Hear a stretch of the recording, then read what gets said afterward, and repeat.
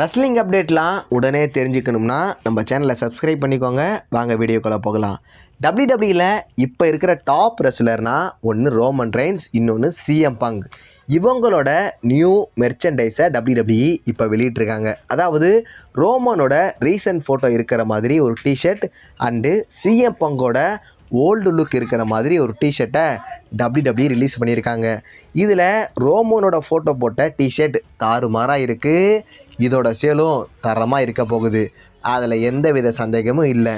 True McIntyre versus கோடி ரோட்ஸுக்கு 4வது தடவையாக டைட்டில் மேட்ச் நடக்க போகுது.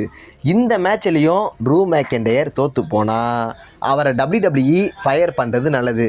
ஏன்னா ட்ரூ மேக்கின்டயர் பெஸ்ட்டு ரெஸ்லர். அவரை WWE சரியாக யூஸ் பண்ணுறது இல்லை.